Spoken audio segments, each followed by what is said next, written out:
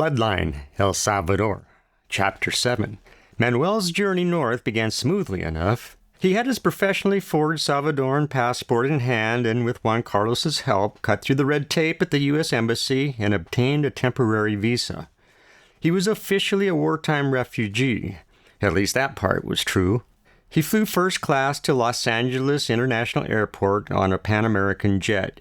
He checked into an unpretentious but clean hotel near the airport. He was stunned when he found out that his room cost $80 American per night. Reality began to set in. The second thing he did in America was to start introducing himself as Manny. He thought it Americanized him. Just a little. He began riding RTD buses around the airport area in search of more reasonable accommodations. He settled on a room in a rundown motel in Inglewood that rented by the week. The second night there, his room was broken into while he was out job hunting. Most of his clothes were stolen. Fortunately, Manny kept his life savings in a hidden pocket he had sewn into his boots. Life in El Salvador had been no picnic either, and Manny was nobody's fool. Life in El Salvador, however, had not prepared Manny for the cost of replacing his stolen clothing in Los Angeles. He spent over $700 at a mall replacing 2 suits, dress shoes, and ties. Manny had become proficient at arithmetic as a waiter in Acapulco, and he had the cost of his new clothing figured to the penny at $650. Somehow, his bill had magically grown to over $700 by the time the electronic cash register had spit out his invoice. It took Manny several weeks to figure out why American cash registers seldom added correctly. Taxation in America became reality check number 2. Manny found a job in a Mexican restaurant in Inglewood, earning minimum wage as a busboy. His take-home pay barely covered his weekly hotel bill. He took his meals at the restaurant, but every week, Manny had to dip into his savings to survive through the week. It didn't take long for Manny to become acquainted with most of the staff at the restaurant. A good portion of the workers were illegal, like him. Manny and his newly found compadres understood each other very well, not only because of their common language, but also because of their hand-to-mouth existence. After working for about a week, Manny stumbled upon a waiter selling another waiter a small packet of cocaine in the employee's restroom. The 2 waiters were clearly embarrassed. Manny shrugged it off. "Don't mind me, guys," he said. "I know what you're doing. It doesn't bother me." The waiter doing the deal recovered quickly. "So what's up, Manny? Do you like the coca?" "It's okay, I guess. I don't like it enough to spend money on it." "Well, if you ever get the urge, look me up. I'll take good care of you." "Hey, no problem. I'll do that," Manny smiled. After the episode in the restroom, the waiters seemed to trust Manny and didn't bother concealing their drug transactions from him. Manny noticed quite a bit of drug dealing going on in the restaurant. The sales were mostly $20 quarter-gram packets of cocaine amongst the staff. Ever so often, the supply would dry up. The staff that indulged complained about it, but in a few days a new supply reappeared and everybody was happy and poorer again. Meanwhile, Manny felt himself slipping deeper and deeper into the financial abyss. Even though he ate most of his meals at the restaurant, Manny couldn't make it through the week without dipping into his savings. Most of the illegal restaurant workers shared apartments and crammed themselves in 4 or 5 to a room to save money. Manny couldn't bring himself to slip into that lifestyle. He had come to America to better himself, not to go backwards. He knew that one phone call to Juan Carlos would be all it took to start digging himself out of the hole he was slipping into. Manny could easily become the bargain basement supplier for the petty dope deals going on in the restaurant. Manny hated himself for even thinking about creeping back into the very life he had left behind, but Juan Carlos had instilled in him a genuine paranoia of becoming poor in L.A. A few weeks later, Manny decided to test the waters. During a break, Manny approached the waiter doing most of the deals. "Hey, Pedro, what do you say we have a little talk?" Pedro shrugged his shoulders with a smirk. "Sure, Manny. Are you ready for a quick pick-me-up?" "Not exactly. I was thinking more of a business proposition." "So talk to me," said Pedro. "Well, I don't mean to pry into your business, but I think you could do better with the coca." "How so, Manny?" "Correct me if I'm wrong, but I'll bet that you buy very small quantities of coca, say 1/8 of an ounce or so, sell it by the quarter gram and make $50 or $60. Am I right?" Pedro shrugged nonchalantly. "Maybe. It all depends. I'll get to the point. I have an excellent connection. I think that I can get the coca for half of what you're paying now. The bottom line is that you have to buy in bigger quantities for this to work out." "It sounds cool, Manny, but I can barely get the funds to buy an 8-ball. Tell you what, Pedro, you seem like a trustworthy man. I'll front you the product, you pay me back. You don't pay, I stop fronting. I think that's a pretty good incentive." So the deal was done. Manny had committed himself. There was no turning back. He contacted Juan Carlos, who was, of course, delighted. Juan Carlos paid illegals with very big balls to walk or drive the coca across the border. More than a few got arrested, but for a poor young Mexican with little hope for a decent economic future, the payoff was excellent, if they succeeded. Juan Carlos considered the arrests and consequent seizure of product the cost of doing business. Considering that literally thousands of bodies cross the border every day, he knew that the odds were stacked in his favor. A few weeks after the deal with the cocaine peddling waiter was going smoothly, Manny quit his job and found a new job at another restaurant. Manny made a science out of scoping out the drug scene at different establishments and exploiting it. He needed no violence to keep his dealers in line.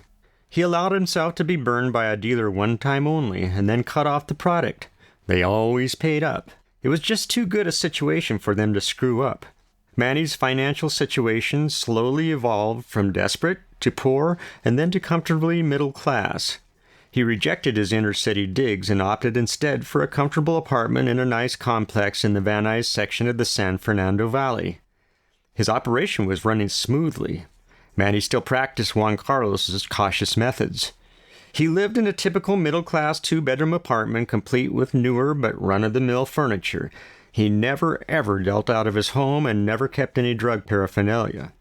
When he finally passed his California driving test, he bought a 10-year-old Datsun B210 and even changed his own oil. At first, Manny supplied his dealers in quick car-to-car transactions in self-service car washes in various parts of the valley. Gradually, and again with Juan Carlos as his mentor, Manny encouraged his dealers to learn to play golf. The public golf course was a more relaxed way to conduct business. An empty golf ball box could easily hide a pound or so of cocaine, and the transfer into a waiting golf bag went very smoothly. Somehow it seemed appropriate that the cool green expanses of a golf course could produce so much of a cool green commodity. It was at the golf course that Manny met his future wife, Lydia. Lydia worked as a waitress in the dining room. When Manny first laid eyes on her, his body went into overdrive. His pulse quickened and his stomach immediately tied itself into a painful knot. Lydia, obviously, was equally afflicted. She stared so intently at Manny as she carried a tray full of dishes that she ran smack into a beverage island, unleashing a hellish cacophony as the dishes shattered all over the floor.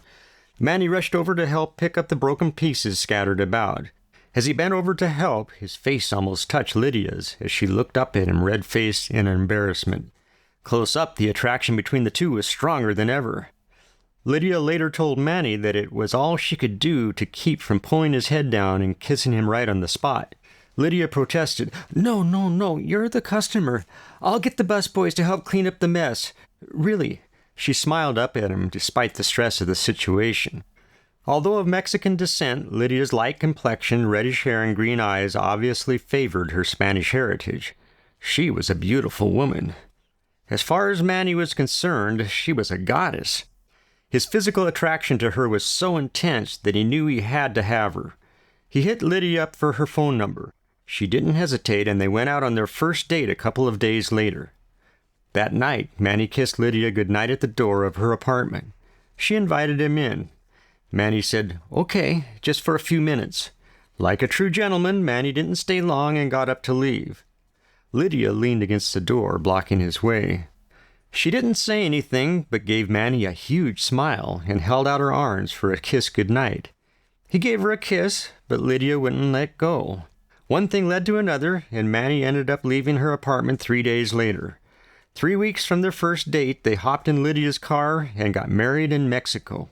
Although Lydia knew how Manny made a living, he never involved her in his business.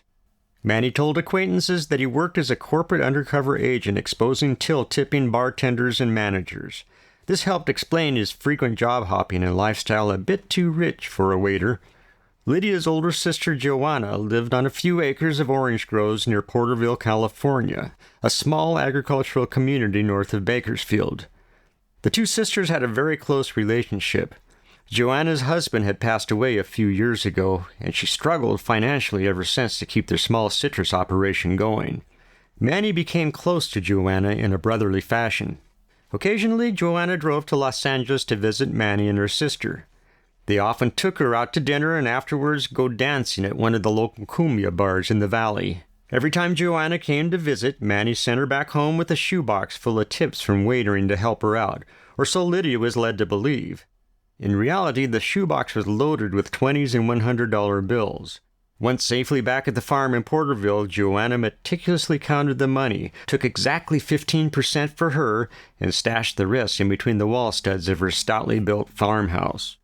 Over the next few months, the hoard of money multiplied into nearly $40,000, even without the miracle of compounding interest. For many months, Manny and Lydia had a great time. With plenty of cash rolling in, every day was a honeymoon. With no kids in a rented apartment, they could take off any time they felt like it and cruise up the California coast, browse the shops in the quaint artist community of Ojai, whatever. Life was good. For how long the good times would roll was anybody's guess. Manny wasn't convinced that his luck would hold out forever. Unfortunately, his intuition was correct. Manny's charmed life suddenly unraveled, and along with it, Lydia's good life. He got busted. He had broken one of his own rules. Never deal with people that you don't thoroughly understand. Manny worked with a white waitress at a popular Mexican restaurant belonging to a corporate chain. The waitress purchased small quantities of cocaine from one of Manny's dealers. The dealer bragged about his source to the pretty waitress, who in turn introduced her engineer husband to Manny.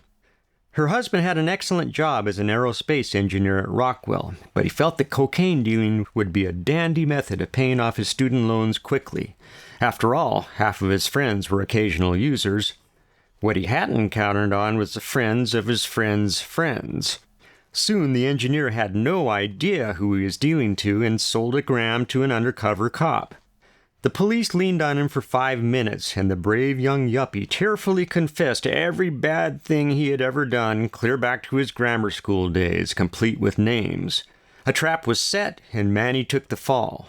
The engineer and his wife got a new identity and a new apartment someplace in Honolulu. Manny got 15 years into Tehachapi State Prison. The sentence was devastating. Lydia vowed that she would stick it out to the end with Manny, but privately he had his doubts. Lydia was too young, too attractive to waste the prime of her life waiting for a convicted felon to come out of prison, a broken-down middle-aged man. As fate would have it, Lydia was never put to the test. Manny's incarceration at Tehachapi lasted exactly 1 year, 2 weeks, and 5 hours. Without too much effort, he could have figured out the minutes, too. Under a reciprocal program, the U.S. exchanged Americans held in El Salvador prisons with Salvadorans held in the U.S. In theory, the exchanged prisoners were to complete the balance of their jail sentences in their respective native lands. Manny wound up in the Santana prison in El Salvador. The balance of Manny's 15-year sentence in El Salvador lasted exactly 3 hours and 20 minutes. The captain was apologetic about the inconvenience, as he put it, of the length of time Manny was forced to endure in Santana. For a guy who, just a few hours earlier, had been contemplating close to 14 years in an El Salvador jail, Manny was not unhappy with the inconvenience of his Santana experience. Dislike for the man aside, Manny's heart gladdened when the good captain burst into his holding cell with a gaggle of high-ranking military officers. But, Captain," the warden protested as he anxiously trotted behind the phalanx of uniforms bullying their way into Manny's cell. "No buts, Warden. This man is an international security risk and must be moved to a secure location. You should thank the Lord that we were alerted to this terrorist's return to El Salvador. No telling how much damage this scum of the earth could have caused, left to his own devices." Manny thought dryly to himself, observing the spectacle unfolding in his cell. Damage? Damage control for the captain's little exporting business was more like it. Manny was swiftly hustled into a shiny black limo waiting conspicuously just outside the main guard tower. Aren't international terrorists generally manacled and cuffed? Observed Manny wryly as he settled back into the luxurious cushions. Ha ha, you make joke, guffawed the captain. His black eyes suddenly hardened as he leaned forward, staring intently at Manny. A man doesn't handcuff and manacle his investment. That would be counterproductive, don't you agree, Private? Make no mistake about it, you are my hard-earned investment. Think of yourself as my private pipeline to America. Leaning back again and smiling, the captain spread his arms magnanimously. I have great expectations for you, Private. Great expectations. That is why you are still breathing. So, Manny was back in the game, in a big way. Not exactly what he had planned for his future, but as the captain had so aptly put it, he was still breathing. Manny re-entered the United States with little difficulty. His badly forged passport worked like a charm in both Guatemala and Mexico. If the truth were known, his passport would have worked had it been written with orange crayons. The captain's connections reached far. The worst part of Manny's journey was the long, arduous road trip. The captain's influence didn't extend to international airports. The U.S. crossing was equally uneventful. Two brothers at the Nogales, Arizona crossing were most helpful in their official capacities as border guards. The next order of business for Manny was to establish a new identity for himself in America. He decided to retain his first name. The name Manuel was reasonably common in the heavily Hispanic Southwest and would save him from embarrassing slip-ups. One of the captain's American associates simply had his income taxes prepared in Arizona with a tax accountant named Manuel whatever. Manny took the first step in establishing the new Manny by borrowing the tax accountant's social security number from the tax return. He then took the train from Phoenix to Palm Springs and studied for a California driver's license. He had no problem securing his California driver's license, and several Democrats outside of Vaughn's grocery store were eager to sign him up to vote. The chances of his identity colliding with the tax accountant's identity in another state were slim. Manny's world revolved around the cash economy. The tax accountant's world was, well, somewhere far away from Manny's. Soon after Manny got his freedom back and Lydia got her life back, she made it clear to Manny that she wanted to have his baby. He talked Lydia into putting off the pregnancy until they had enough money saved to retire from his high-risk lifestyle. This is no life for a kid, Manny had warned her. What happens to you and the baby if I get busted again? Lydia accepted this condition, at least to Manny's face, but deep down inside she wasn't satisfied in delaying her family. Mysteriously, Lydia developed a severe reaction to birth control pills and had to immediately stop taking them. Always a cautious man, Manny religiously put on a rubber whenever he made love to Lydia. He didn't need a surprise pregnancy to screw up his timetable and plans. One night, Manny and Lydia were kicking back in their living room, smoking a little weed, drinking some wine, and watching a movie. Lydia started making romantic overtures, and soon the movie was forgotten. They ended up in the bedroom, both naked, but still at the foreplay stage. Lydia dug her chin into Manny's chest and looked up at him quizzically, as if she wanted to say something, but couldn't talk herself into bringing it out. Manny said, "What, mija? You got that look in your eyes. You want to say something to me? Go ahead and say it." Lydia gave a shy little giggle and looked away. "I'm embarrassed. I can't bring myself to tell you." "Come on, mija," Manny protested. "This isn't right. Now you got me all curious." "Well, say it. Come on. Say it," said Manny, flipping her over and burying his chin into her breasts. "Ow, ow, stop it, Manny. Your stubble feels like sandpaper." "Well, are you going to tell me or not?" Lydia sighed. "Oh, all right, but you've got to promise not to think I'm weird or something. You promise?" Yes, I promise, all right. Now out with it." "Okay," she said slowly, a little smile playing on her lips. "I have this fantasy." She stopped abruptly, shading her face with her hand in embarrassment, squealing in frustration. "I can't tell you. It's too embarrassing." "Man, Lydia, stop that. We're a married couple. No more secrets, remember?" said Manny, trying the guilt routine to draw her out. Okay, I'll tell you. Against my better judgment, I'll tell you. I've always had this fantasy of tying you to the bed with silk scarves and doing you nice and slow, just the way I want to do it." "Oh, God, I can't believe I've told you." No, it's cool, mija. Let's try it, really." Lydia looked at him with a huge smile on her face. "You mean it? "Don't go away," she said excitedly. "I'll get some scarves." She bounced off the bed and rummaged for a few seconds in her dresser drawers. She came back with 4 scarves, a smug expression on her face. Manny looked up at her in mock apprehension. "You're starting to scare me, doll. You're really into this." Lydia giggled. "You promised." With that, she hopped on the bed and started toward him on her knees. She pushed him firmly on his chest until he was flat on the bed. Their bed was a poster bed, so securing Manny with the scarves was a breeze. Manny tested his new bonds and realized that he wasn't going anywhere. Lydia made a big production of taking a rubber out of the package and rolling it onto Manny's erection. She mounted him and slowly began to make love to him.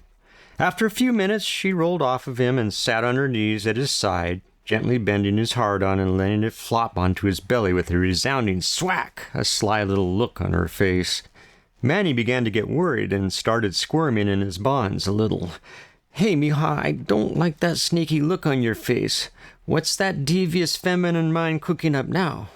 Without a word, Lydia turned and grabbed a 2-inch marijuana roach off the ashtray on the bedstand. She lit up the roach, took a hit, and placed the burning roach in between Manny's lips. "Smoke with me," she encouraged, eyeing him up and down like a cat toys with his trapped mouse. Manny hesitated and finally took a small draw off the roach. She turned and stubbed the roach out in the ashtray. Manny swallowed nervously, the effects of the pot starting to creep up to his head. He looked up at her and, stoned or not, started realizing what she was up to. "Oh no, mija," he said, shaking his head. "Remember, we talked about waiting until I get out of this crazy life." I know, Manny," she cooed seductively. "I'm not saying that we have to make a baby tonight. I just want to feel you en natural for once. I hate those stupid rubbers. I know when to stop. You trust me, don't you?" she said, eyeing him coyly. "Oh yeah, mija, I trust you. I do. It's just that, I don't trust myself. I'm all stoned and I don't know if I can control myself." "Oh, come on, Manny," she teased. "Be un hombre and show me some of that self-control." She straddled him again and slowly rolled the rubber off of Manny's penis with both hands, a fraction of an inch at a time.